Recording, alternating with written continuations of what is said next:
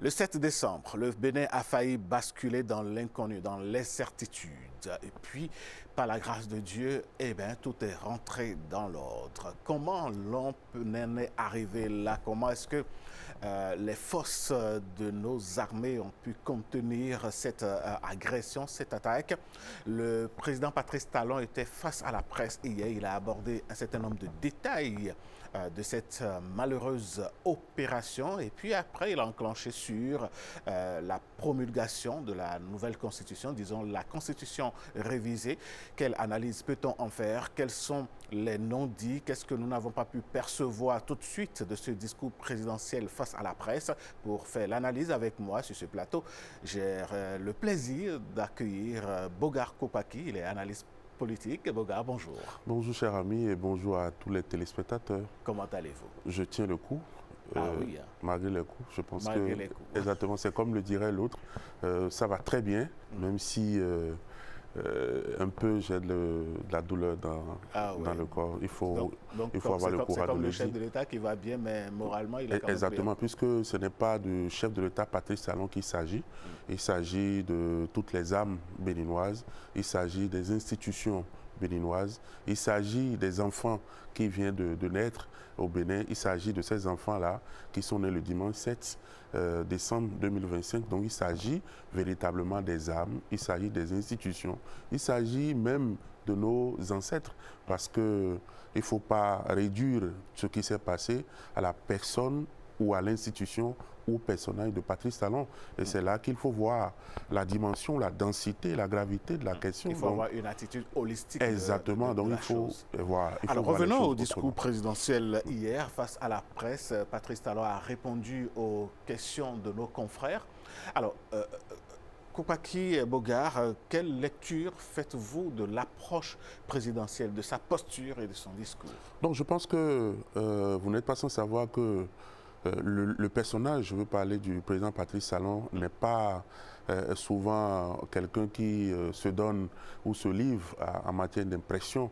Lorsqu'on connaît quelqu'un qui aime rester véritablement en travaillant dans le silence, mais il est quand même de bon ton, il a réagi. Et puis on a su quand même que le sujet est préoccupant, le sujet est tellement brûlant, le sujet n'est plus question d'actualité, mais fait l'actualité. Donc le chef de l'État avait une responsabilité de répondre à la presse qui, dans les dits, était déjà, la presse qui était déjà à ses trousses. Et puis l'occasion faisant le larron, donc le chef de l'État s'est prêté à cet exercice-là. Donc, vous avez vu qu'on ne peut pas ne pas parler de ce qui est arrivé le dimanche 7 décembre, qui d'ailleurs ne doit plus jamais se répéter parce que nous avons quitté cette étape de notre pays. Le chef de l'État l'a dit dans ses réponses, mais il y a eu de nouveaux éléments qui sont apparus. Dans le discours présidentiel, on s'est rendu compte que, mais en réalité, il y a eu un souci majeur, celui de protéger la vie des Béninois qui résident dans cette zone de Togben en ne menant pas une certaine action sur les putschistes. Oui, je suis totalement d'accord. C'est là que recouvre fondamentalement la question de l'ensemble des populations. Donc, nous ne sommes pas en guerre et ça ne doit jamais arriver. Et puis la garde présidentielle et puis toute la sécurité, je veux dire nationale, a dû prendre les dispositions. Et c'est ça qu'on appelle la technicité dans l'acte. Il ne faudrait pas en train de régler un petit problème, à mon humble avis, pour aller en créer beaucoup. Parce que tout ce que Patrice Talon fait aujourd'hui, tout ce que les uns et les autres sont en train de construire aujourd'hui, c'est pour pouvoir amener le pays à un carrefour aussi important. Donc, on ne peut plus faire marche arrière. Donc, ceux pour qui, ou ceux-là, pour qui le chef de l'État s'est vêtu depuis 2016, a appliqué une certaine dynamique en matière de développement, il ne faut pas en découdre, il ne faut pas finir avec les populations en pensant peut-être en train de régler un problème d'un groupuscule qui veut s'aimer du désordre. Moi, j'appelle ça du désordre. Et puis, le chef de l'État l'a dit clairement, ça, c'est une attaque. c'est une attaque, donc il va falloir prendre les dispositions idoines pour pouvoir contrer ou aller en répondant à cette attaque-là. Donc on a vu quand même une certaine expérience au niveau de notre force armée béninoise, que je salue au passage, qui a fait preuve de bravoure, preuve de nationalisme et preuve de dignité nationale, qui a quand même fait un travail dans le calme, puisque les choses ne sont pas passées comme le commun des mortels a vu. C'est depuis la nuit, peut-être 2 h du matin, 3 h du matin, tels que les événements ou les récits ont été rapportés. Hier, dans les dires du président de la République, il qualifiait les mutins de marginaux, de voyous, il a donné tous les noms, mais dans son attitude, est-ce que vous avez lu un président qui a le souci d'apaiser le peuple en n'adoptant pas une posture alarmiste? En fait, ce n'est pas un acte à camoufler ou à caresser. Il faut avoir le courage de le dire. En pays, on dit normalement, alors des chovios, d'une manière ou d'une autre, c'est la main qui tape, c'est la main qui frappe, qui amadoue encore l'enfant. Parce que vous voulez parler de la politique du bâton et de la carotte. Exactement. En paix de nation, on doit pouvoir dire à ses enfants, ça ne peut pas rester impuni.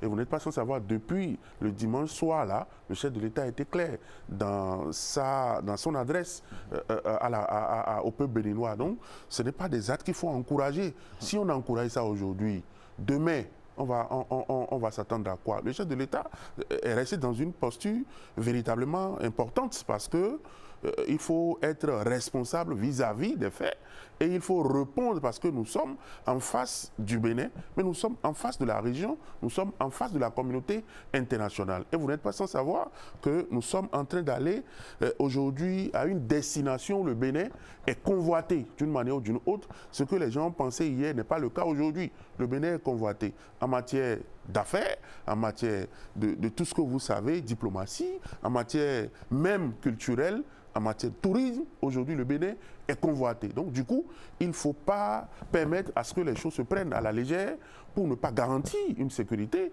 à ceux-là qui doivent continuer à exercer les relations bilatérales avec le Bénin, ceux-là qui doivent continuer à visiter le Bénin, ceux-là qui doivent continuer à doter le Bénin des côtes que nous devons avoir, ceux-là qui doivent continuer à permettre à ce que le Bénin, d'une manière ou d'une autre, soit un Bénin prospère, où la garantie de la sécurité, la garantie économique, la garantie sociale, la garantie politique qui nous amène véritablement à tout ce que nous faisons. Donc, on doit pouvoir comprendre de façon technique que le chef de l'État est resté dans une posture, pas forcément alarmiste, mais dans une posture de responsable. Il faut être responsable parfois vis-à-vis de certaines actions, de certains actes, parce que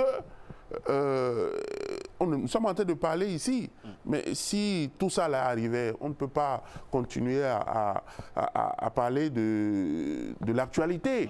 Peut-être qu'une autre orientation, Dieu ne va jamais permettre, une autre orientation sera l'objet ou fera l'objet de tout ce qui se fait ici. Et les Béninois qui sont habitués au développement du Bénin, parce que ce n'est pas du développement du président Patrice Talon qu'il s'agit, il s'agit du développement de notre pays. Et on ne peut pas interrompre le développement.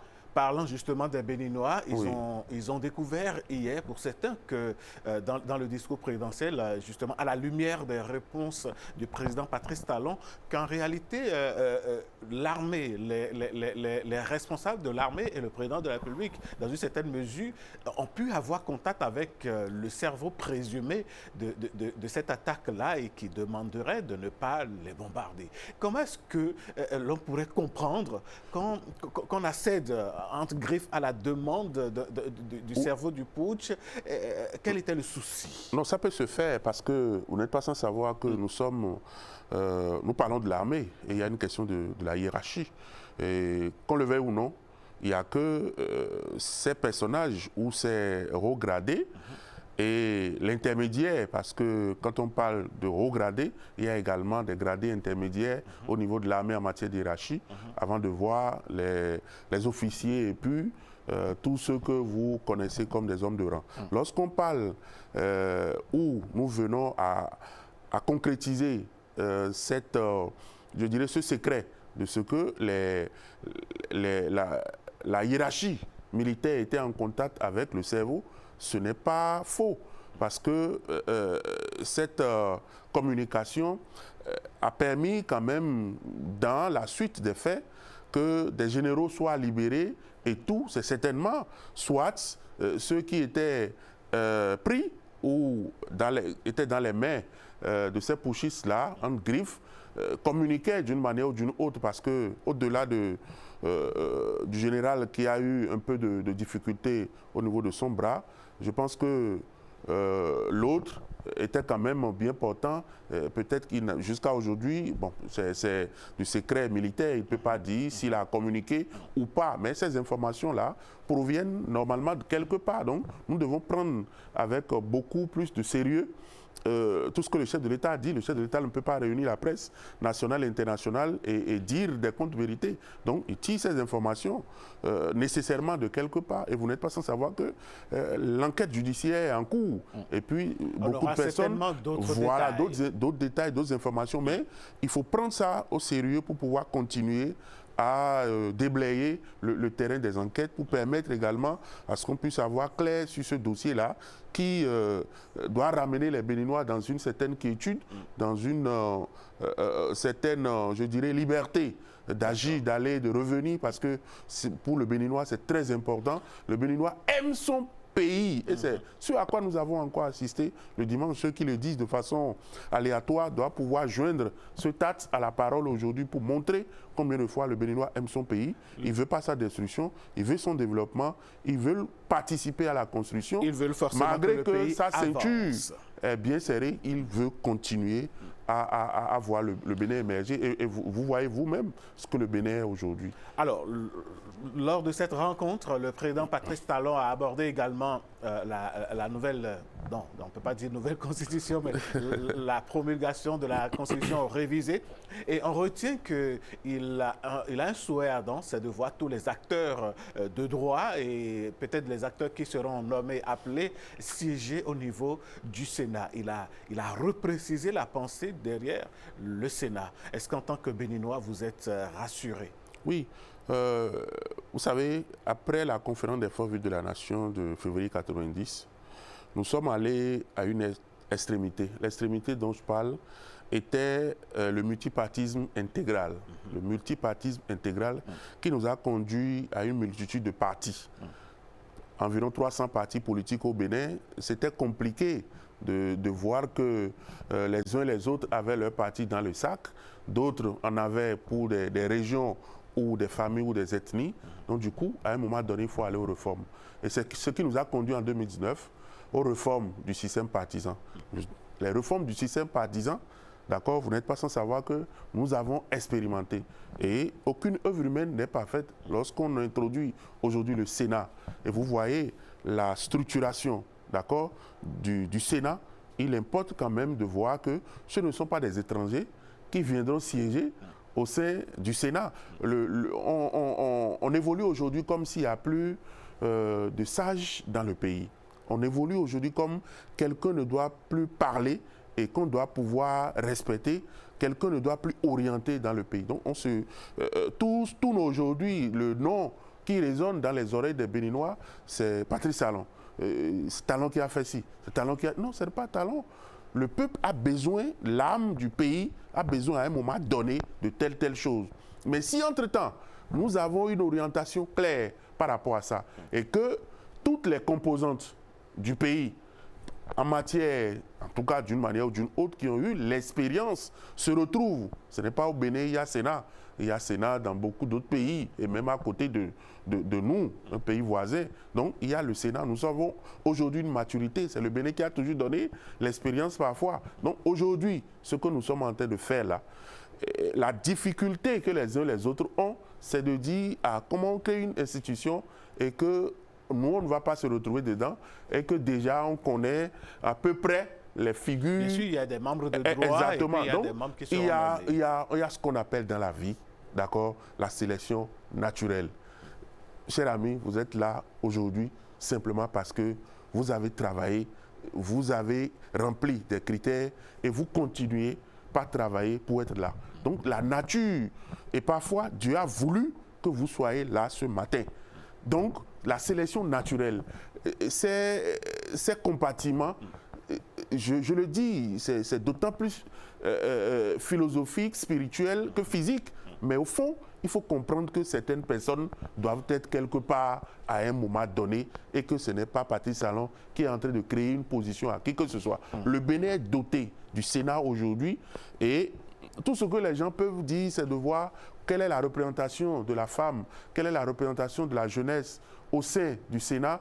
Moi, je peux encore permettre à ce qu'on fasse ces débats-là pour qu'au sein du Sénat, qu'on ait toutes les composantes avec tout ce que nous savons aujourd'hui par rapport à l'orientation, l'article 26 de la nouvelle constitution qui prône la discrimination positive, la représentation nationale au niveau des femmes, au niveau du Sénat. Quelle est la position de la femme? Quelle est la position de la jeunesse? Je préfère qu'on discute... Quelle est la position de cette couronnée? Exactement, je préfère qu'on discute... Il y a un certain nombre de catégories socio-professionnelles qui pourraient apporter un plus à cet organe. On me dira, je sais bien que le Conseil économique et social est là, qui regroupe tout. Mais ici, c'est une orientation objectivement politique qui permet, au-delà de tout, de régler un certain nombre de problèmes pour ne pas faire de coq à l'âne. Bogar Kopaki, on se dirige vers la fin de cet entretien, de cette analyse. Certains Béninois estiment qu'avec la création du Sénat, est-ce qu'il ne faudrait pas faire disparaître un certain nombre d'institutions comme le médiateur de la République, par exemple? Non, le médiateur de la République a sa mission. Et vous savez bien, quand vous lisez le contenu, le règlement intérieur du médiateur de la République, vous voyez que c'est de façon, d'une manière permanente qu'il agit. Le Sénat, c'est sur des questions ponctuelles, sur des réalités sensibles, et s'il faut revenir sur une certaine disposition légale, seul le Sénat peut arriver à voir ça. Donc du coup, il faut reconnaître que la trêve politique qui peut déranger ne doit pas déranger. Lorsqu'on décide de se réunir pour développer le Bénin, on doit pouvoir laisser nos propres en berne et savoir que le Bénin doit pouvoir nous unir plus, doit pouvoir nous conduire à bon port, doit pouvoir permettre à ce que demain, que nos progénitures, les enfants, les jeunes qui viennent, diront les gens se sont sacrifiés pour que nous soyons à ce niveau de développement. À ce niveau-là. Donc, du coup, chacun doit pouvoir laisser ses plumes. Si vous devriez, en 30 secondes, donner un mot de fin par rapport à cette sortie du président Patrice Talon et cet entretien. Oui, je dirais que la communication politique aujourd'hui est d'autant plus importante que le chef de l'État, de façon régulière, doit pouvoir arriver à dire un certain nombre de choses, tel qu'il a fait hier, doit pouvoir continuer. Et moi, personnellement, je pense qu'il faut remercier le peuple béninois qui a refusé de remplir les rues pour des futilités et qui a décidé de maintenir la paix, la sécurité, la quiétude qui règne au sein du pays et a permis à ce que tout soit écarté. Et je pense également qu'il faut remercier les forces vives de la nation. Je vais demander au chef de l'État et son gouvernement,